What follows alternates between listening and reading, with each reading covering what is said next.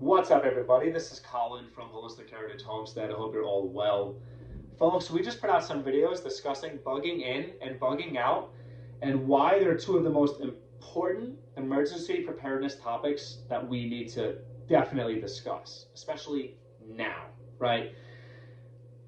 We discussed how bugging out, yes, it's the last resort, but there's bad circumstances and also just unique circumstances where you might have to bug out, whether it's short term, long term, whatever. I want you folks to consider your context, where you live, your terrain, your climate, your weather, again, your unique situation, what you're preparing for.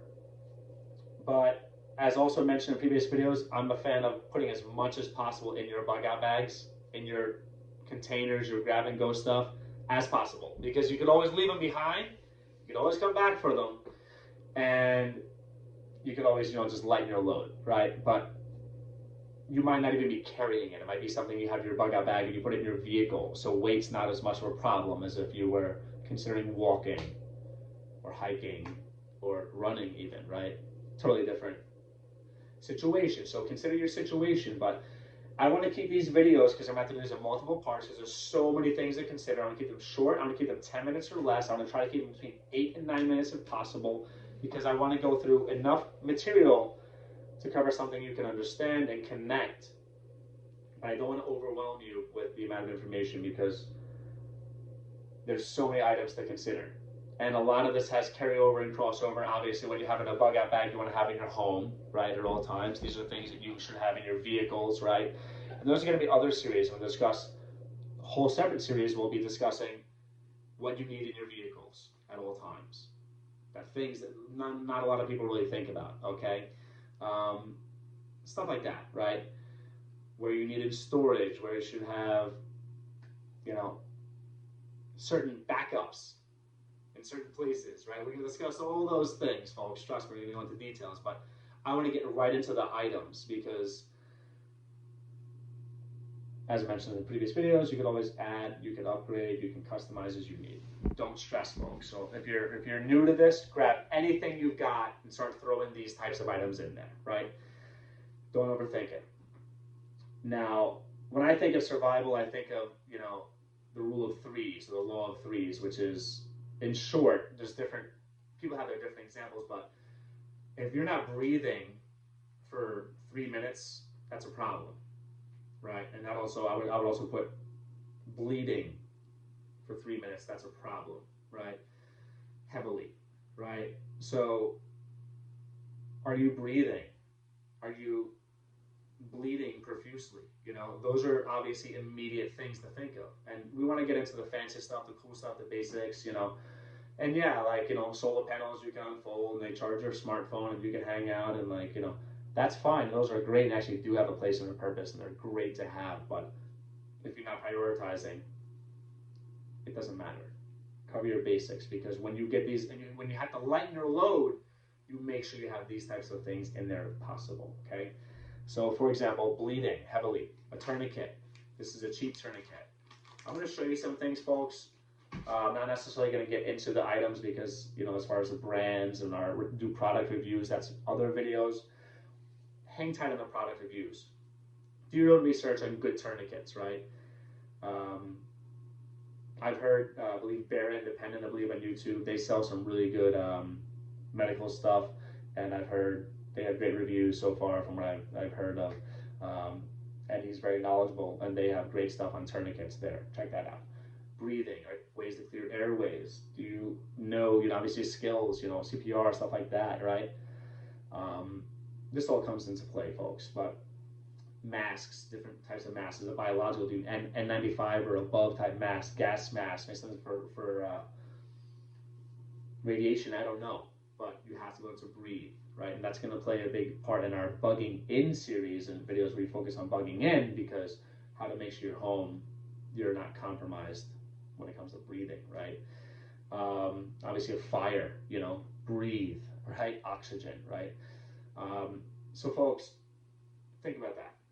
Besides that, shelter, body core temperature. Now this is your clothing, anything that keeps you warm. Layers matter, right? Clothing, bring backup clothing in your bug out bags, okay? Shelter, tarps. I have a giant tarp in the back of this bag, for example. A huge tarp, I'm not taking it out right now. Huge tarp, I can make great shelter with that, right? Think of how heat moves through the body, how it works through diffusion, and how it is lost through the body, right? So you want to think of things that are going to go to help you have that. You know, your cordage and your tape will also help you make shelter, but anything you need to have shelter, folks. You know, Mylar, space blankets, whatever, you know, things that are going to hold in your body heat or keep you in the shade and keep you cool if needed as well, right? Now, besides that, you think of, well, if you have, you know, 3 weeks without food, that's a problem, right? You need food. Definitely going to need food. Now, that obviously depends on your circumstances. You might be able to go much longer. You might not be able to go that long with it. Depends on circumstances, where you are, what you're going through. But a couple of weeks, 2 weeks plus without food, bad news, okay? Now, if you're thinking of days, then water is more important than food. You can last without, you know, if you don't have a lot of calories in your bug out bag, okay? Calories are important. You know, obviously, yeah, food ration bars, stuff like that, they're great. Calorically dense, vacuum sealed, all that good quality stuff, easy, packable. Excuse me, yeah, you want all that stuff, right? But forget about 3 weeks, you're not going to make it there unless you get past the 3 hours. Water, right? And you need to be able to have water, and you need ways to filter water, ways to disinfect water. There's drops, there's chemicals, there's different things that they have with that. Ways to boil water, right? You need access to water. Where is the water? Do you have water close by? Fresh water supply. Water filtration systems, like, you know, the Sawyer. This is the Sawyer Mini, which I think has great reviews. I've heard it's better than Life Straw, I don't recall, but there's different ones out there. They're just great filtration units, which I believe can, and don't this general disclaimer, I'm not sure about any of this stuff. Do your own research. I believe it does filter the microbiology as well, right?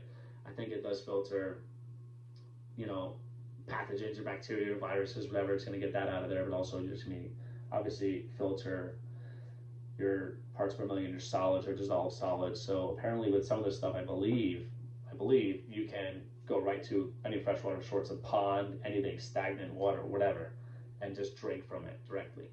I would still personally filter that, pre-filter that, maybe boil that, sterilize that in some way, and maybe do it if I could, but, you know, try it out. Do your research before you do anything, right, folks?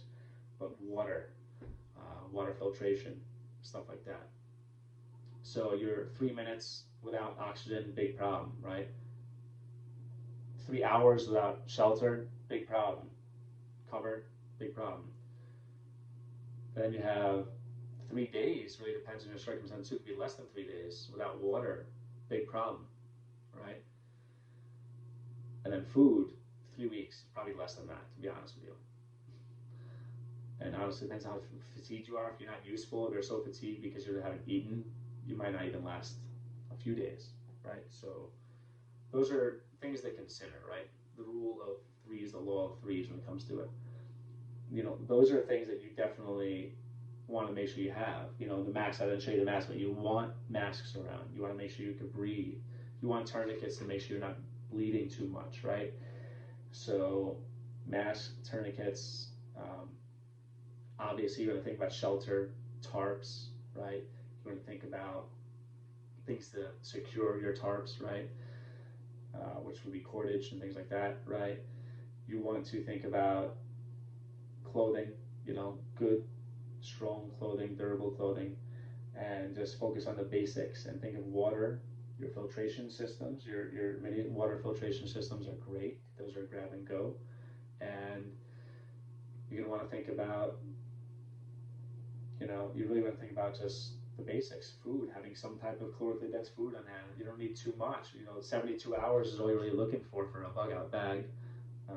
But if you have more, obviously that's better. Or the I'm never coming home bag, the inch bag, that's a little bit different. But hopefully wherever you're going, you'll be able to have supplies, you know. These are things to think about. These are some of the basics, okay? The next video, we're gonna go into the 5 C's, the 5 C's of your bug out bag. And we're gonna cover those items, and we're gonna work through these and see how they all connect together and how they all have a place and a purpose. Okay, folks, take care. Hope you're all well. Like, comment, subscribe. Let us know down below what immediate basic things you think you need in a bug out bag. You know, focus on for perhaps the law of 3's, you know, making sure you're alive, available, ready and eager and willing to do work or do what you need to get things done. I hope you're all well. Let us know down below what you recommend. Take care.